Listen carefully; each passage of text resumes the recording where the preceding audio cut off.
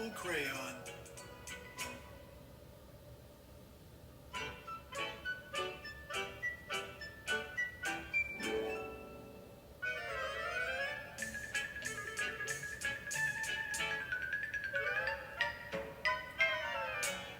One evening, after thinking it over for some time, Harold decided to go for a walk in the moonlight. There wasn't any moon, and Harold needed a moon for a walk in the moonlight, and he needed something to walk on. He made a long, straight path so he wouldn't get lost,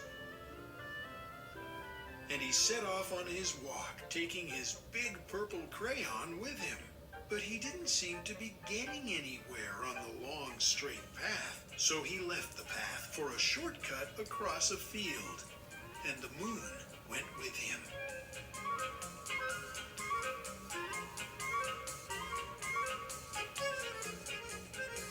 The shortcut led right to where Harold thought a forest ought to be. He didn't want to get lost in the woods, so he made a very small forest with just one tree in it. It turned out to be an apple tree. The apples would be very tasty, Harold thought, when they got red.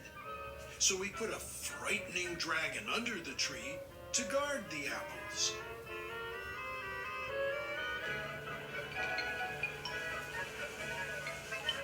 It was a terribly frightening dragon. It even frightened Harold. He backed away. His hand, holding the purple crayon, shook. Suddenly, he realized what was happening. But by then, Harold was over his head in an ocean. He came up thinking fast. And in no time, he was climbing aboard a trim little boat.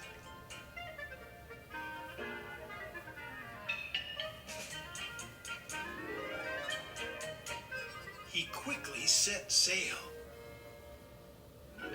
and the moon sailed along with him. After he had sailed long enough, Harold made land without much trouble.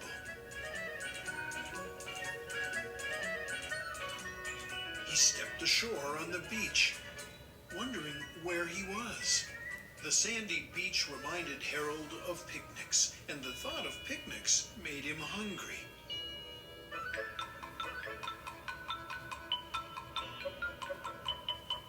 So he laid out a nice, simple picnic lunch. There was nothing but pie. But there were all 9 kinds of pie that Harold liked best. When Harold finished his picnic, there was quite a lot left over. He hated to see so much delicious pie go to waste. So Harold left a hungry moose and a deserving porcupine to finish it up.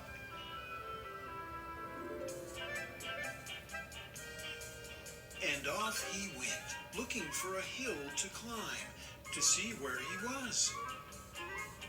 Harold knew that the higher up he went, the farther he could see. So he decided to make the hill into a mountain. If he went high enough, he thought, he could see the window of his bedroom. He was tired, and he felt he ought to be getting to bed. He hoped he could see his bedroom window from the top of the mountain. But as he looked down over the other side, he slipped, and there wasn't any other side of the mountain. He was falling in thin air, but luckily he kept his wits and his purple crayon. He made a balloon, and he grabbed onto it, and he made a basket under the balloon big enough to stand in. He had a fine view from the balloon, but he couldn't see his window. He couldn't even see a house. So he made a house with windows.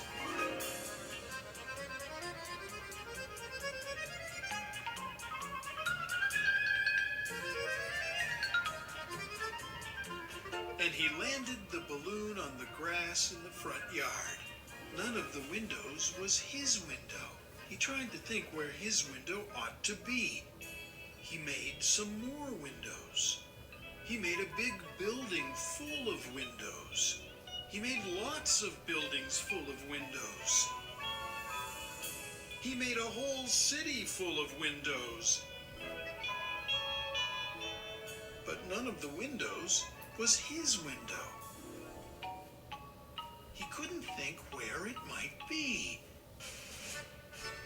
He decided to ask a policeman. The policeman pointed the way Harold was going anyway, but Harold thanked him. And he walked along with the moon, wishing he was in his room and in bed. Then, suddenly, Harold remembered. He remembered where his bedroom window was when there was a moon.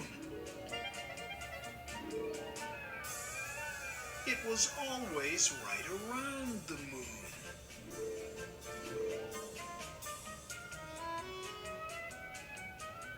And then Harold made his bed, got in it, and he drew up the covers. The purple crayon dropped on the floor, and Harold dropped off to sleep.